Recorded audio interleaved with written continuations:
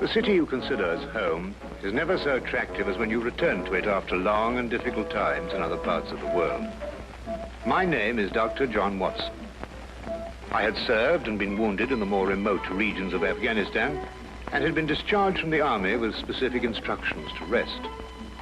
The sight of London again was already working its soothing tonic. As I rode through the familiar streets, I never suspected that a chance introduction would lead me into the most amazing adventure of my entire life. Hi, Stanford. Watson, old man. Hello, how have you been? It's good to see you. Not as well as you, obviously. You look great, old man. Heard you were wounded. Well, it could have been much worse. Sit down. Care for a drink? That one. Good.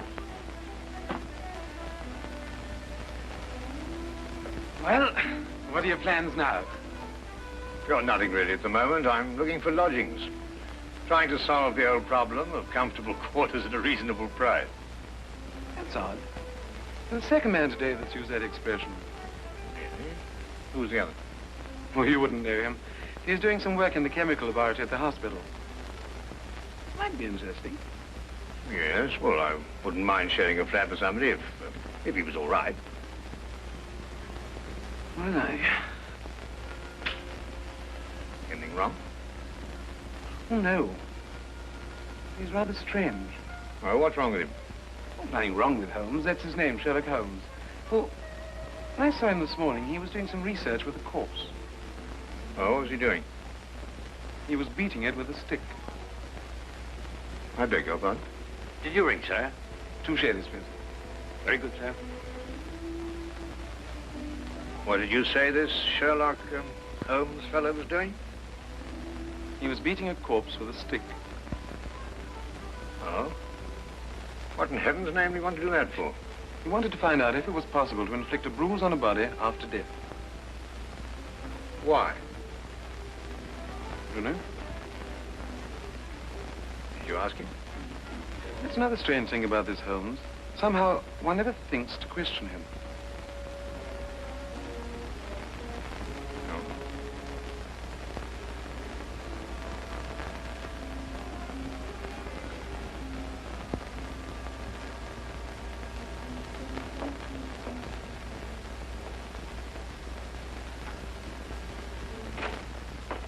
It works. It really works.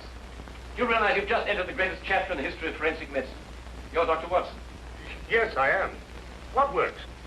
A foolproof test for hemoglobin. You realize what this means, of course. No, I don't. You must be Sherlock Holmes. It will create a revolution in criminal investigation. Yes, I'm Holmes. How did you know I was Watson? Because you've just come back from Afghanistan. How do you do? How you do? How did you know I'd just come back from Afghanistan? Well, it's written all over you. The problem has generally been that a man is suspected of a crime months after the crime is committed. Then when they find bloodstains on objects of clothing, they can't be sure if it's blood, mud, or rust stains. But this solves the whole thing, of course. Oh, of course. Of course. Stanford told me you're looking for someone to share a flat you'd found. You know, if this test had been in existence a year ago, it would have meant that von Bishop of Frankfurt would most certainly have been hung. And that goes for Mason of Bradford, Muller, and O'Fay, naturally. Naturally. Who are these people? Did you know, I'm delighted to meet you, Watson. I think you'll like the flat. It's in Baker Street, by the way. Oh, we could pop round this afternoon and have a look at it if you care. Yes. Oh, yes, rather. I'd like that. Good. Did you mind if I play the violin? No, go right ahead. No, I mean now. I mean when we're sharing the flat. Oh, no, of course not. I like a bit of good music. Oh, good. I'm not very good. Oh. Tell me, Holmes. Yes. How did you know I just got back from Afghanistan? Well, it's obvious. Now, that's what you said before. It isn't a bit obvious. You're a doctor, that much we know. But with the air of a military man, therefore an army doctor. You've acquired a sunburn. I know it's not your natural color because your wrists are white. Your eyes tell me that you've recently been ill. I'd say some sort of tropical fever. You use your left arm stiffly as though you've sustained a wound. Now the problem becomes, where would an army doctor have contracted a fever, sustained a wound? The answer, my dear Watson, is in the present campaign in Afghanistan, naturally. Naturally. Of course, it's obvious. Naturally. We examined the rooms at 221B Baker Street that afternoon and promptly moved in on the following day. I had, at this point, known Sherlock Holmes for only 24 hours. But the man's fantastic powers of perception, coupled with the almost unpredictable personality I'd ever encountered, kept me in a state of constant surprise when I wasn't being shocked. It was unbelievable, the things he knew and the things he didn't know. Now, really, my dear Holmes, you mean to tell me you didn't know that the Earth moved round the sun? Really? But every school child knows that. Well, now I know it, too. And I shall promptly proceed to forget it. But why? Yes. Why? Why should I remember it? Well, because it's a natural phenomenon. Well, is it important? Does it affect us? If you told me the Earth went round the moon, would it make any possible difference to our way of life? Well, to put it that way, no. Then it's useless information, and I shall do my best to forget it. I advise you to do the same. At times, I thought the man was joking and simply having a bit of fun at my expense. But I soon learned that he was in dead earnest. I also, unknown to him, made a brief classification of the man's knowledge. Literature? Nothing. Philosophy? Nothing. Astronomy? Nothing. Politics? Disinterested. Botany? He knew everything there was to know about poisons and absolutely nothing about practical gardening. Chemistry? Profound. Sensational literature? Without question, Sherlock Holmes knew the details of every horror perpetrated in the last 100 years.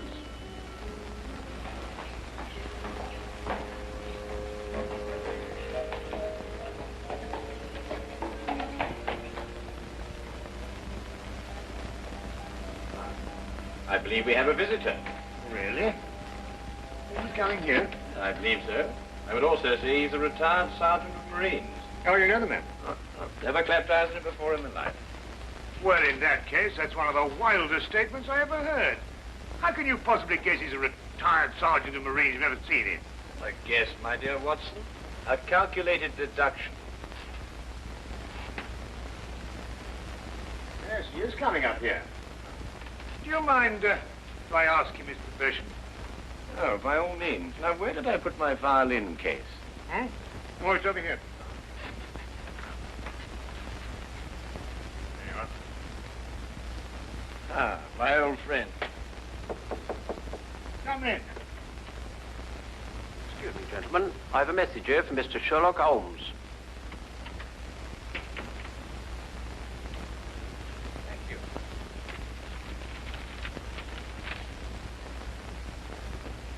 Excuse me.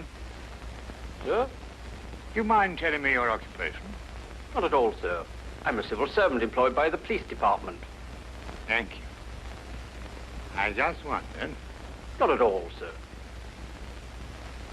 How long have you been with the police department?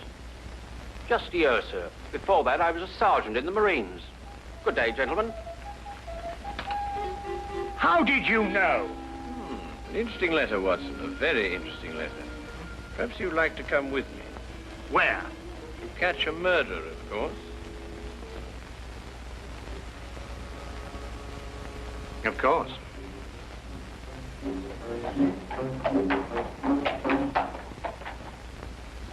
How did you know that that man was an ex-sergeant of Marines? Who? A messenger from the police. Oh, yes, the retired sergeant of Marine. That's what I said. Well, there's nothing mysterious about such observations, my dear Watson, but unfortunately, when explained, they lose their romantic order of mystery. My decision was based on observation and logical deduction. The man had a large anchor tattooed on the back of his hand. This was visible from our window. I admit I didn't notice it at the time, but since you mention it, I think there was an anchor. Oh, there was indeed. He also wore regulation sideburns and had a slight nautical roll. Thus, I judged him a Marine. Oh, guess, I grant you, but only a refinement of guesses one makes every day. Don't be so disgruntled, Watson. Test your own powers of observation. We are entering the perfect situation. Oh, what are we entering? A house that holds a murdered man.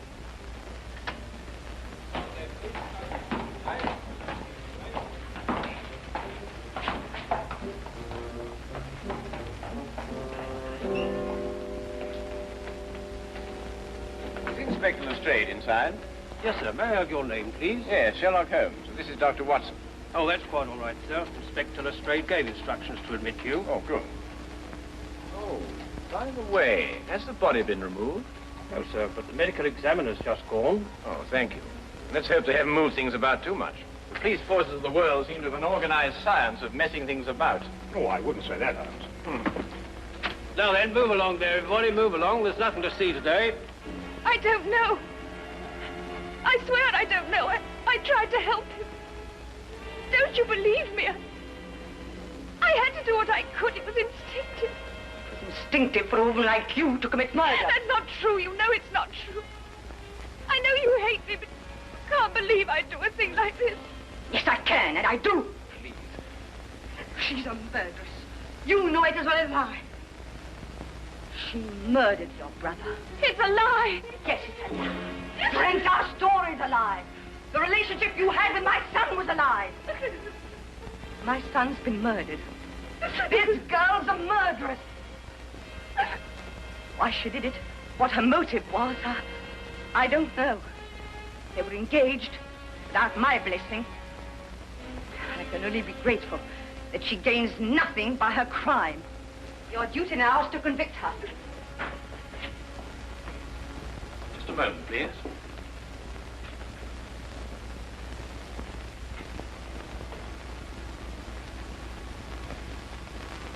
Notice the angle of incision, Watson. Yes. Well, the force of the blow and the general penetration of the upper region of the chest. How long would you estimate before loss of consciousness? Well, it's difficult to say. 30 seconds. Minutes? Oh, between the two. I see. And death? Shortly thereafter. 2 minutes? 3? 3 or 4, I'd say. Thank you, Watson. All right, take him out. Ah, forgive the interruption. I would prefer to have been invited before the body had been moved. I thought you'd be interested, Holmes. Oh, thank you, Lestrade.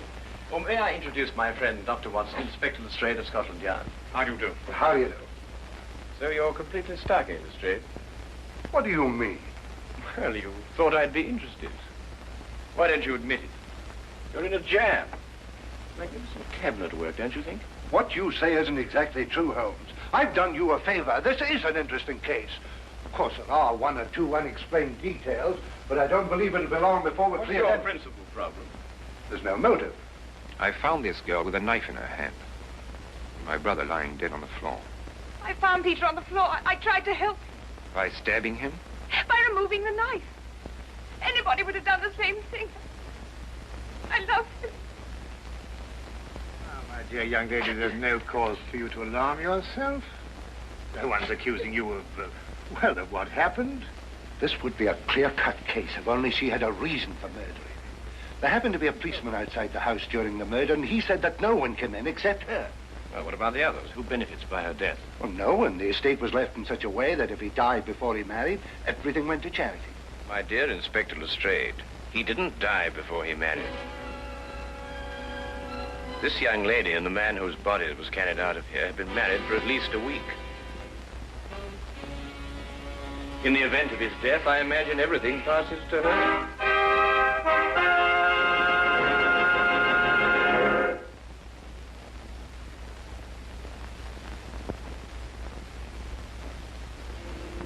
And now we return to the case of the Cunningham heritage. How did you know they were married? Weren't you?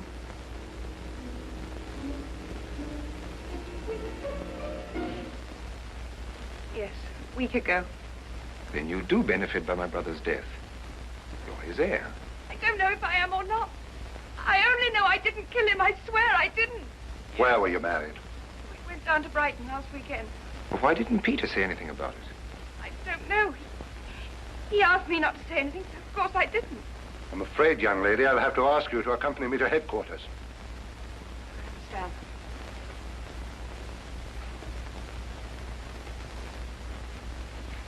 Excuse me, Inspector. I think I should tell my mother. Oh, yes, of course. Tell me, Holmes, how did you know they were married?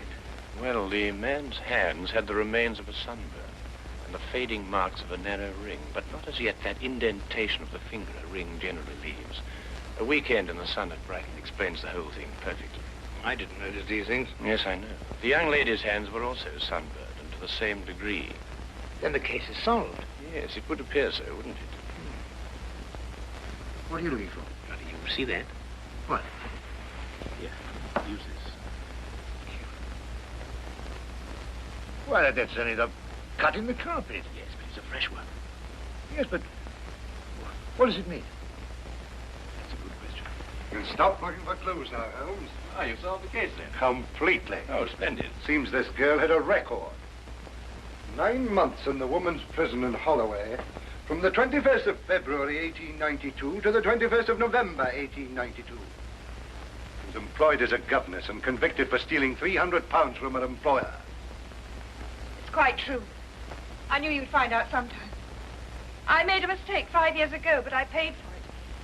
But Peter knew all about it before we were married. I never tried to hide it from him. You didn't know what else you had in mind. I had nothing else in mind except that I loved him. I'm afraid I must ask you to go with the office on this. Rather, madam.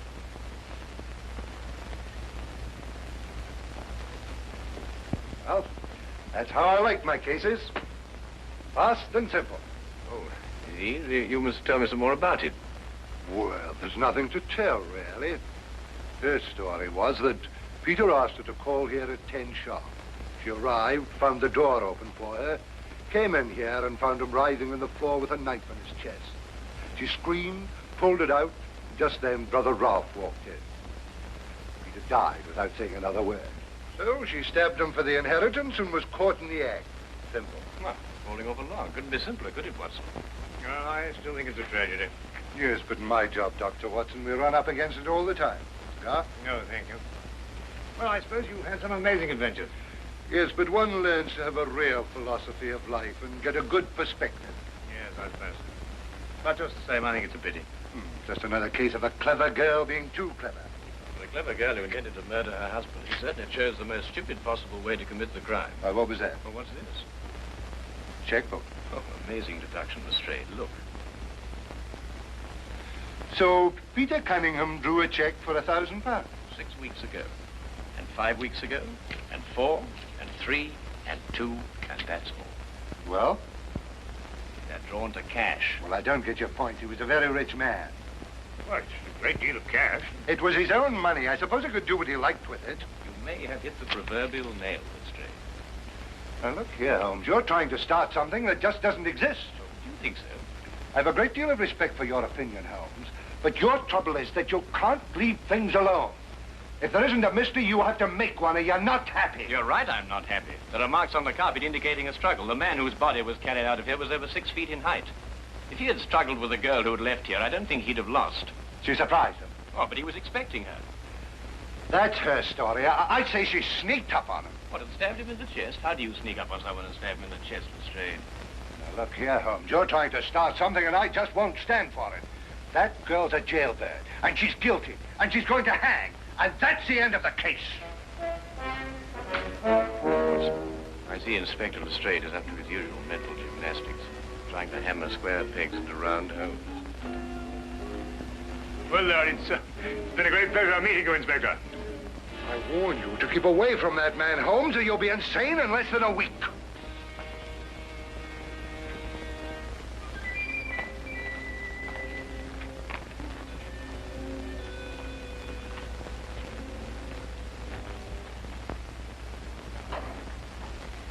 What time is it? Oh, 10:30. Perhaps you'd like to take a little stroll with me. Why? I'd like to investigate this afternoon's affair a bit further. Oh, yes. I'd like that.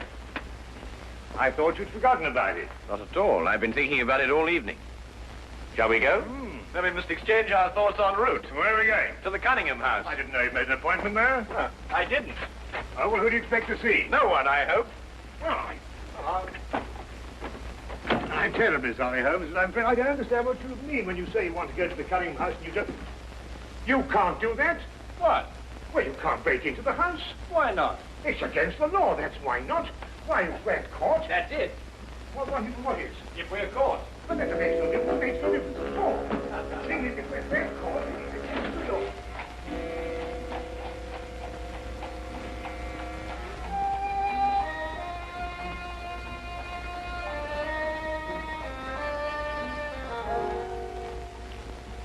quickly now. But look, Holmes, we can't... Come on.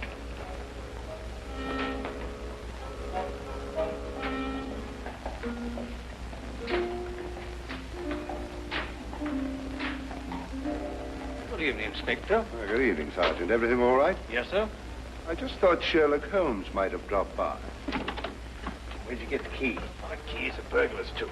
A burglar's too? Street clear? Yeah.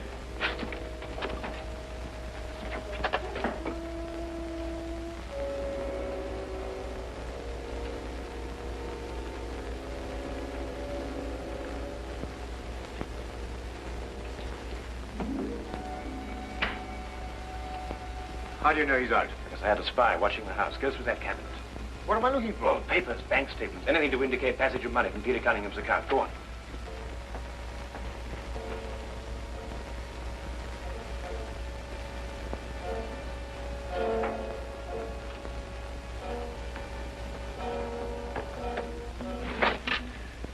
It's absolutely ridiculous. Looking for something and you don't know what in order to catch somebody and you don't know who.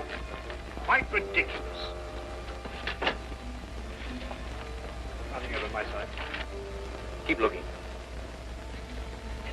Who do you think's got it? Whatever it is we're looking for.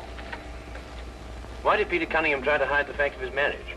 A week or a month put the main indifference as far as his mother was concerned.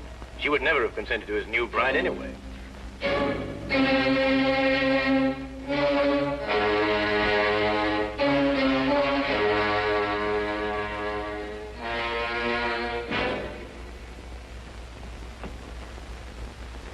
He married her to prove to me that my blackmail wouldn't stop him.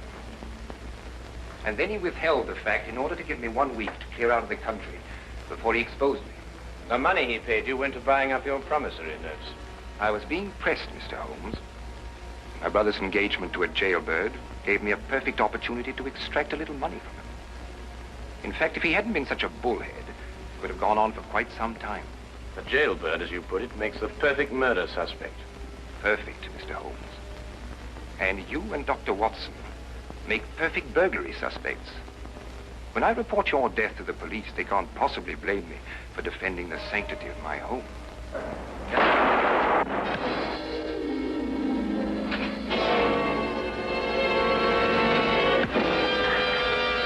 Well done, Watson.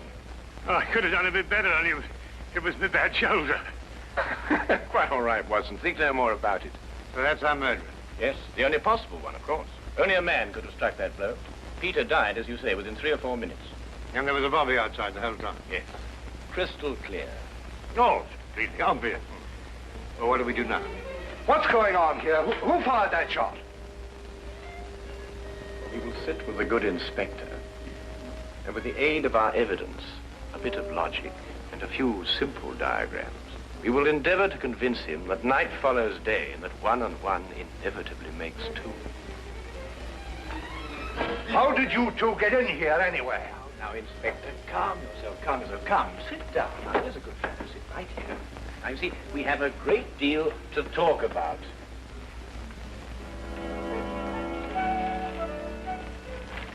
Also present with Inspector Lestrade was Dr. John Watson and a personal friend of the inspector's, Mr. Sherlock Holmes.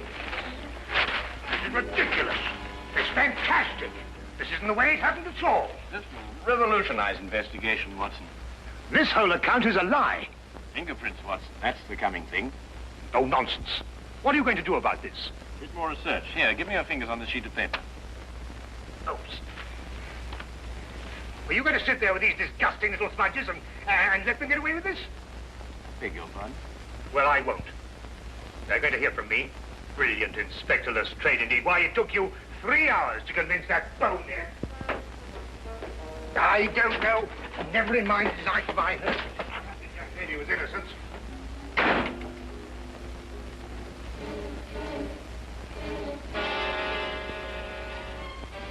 Oh. I wonder if he got more than a shoulder wound in Afghanistan. Oh, well.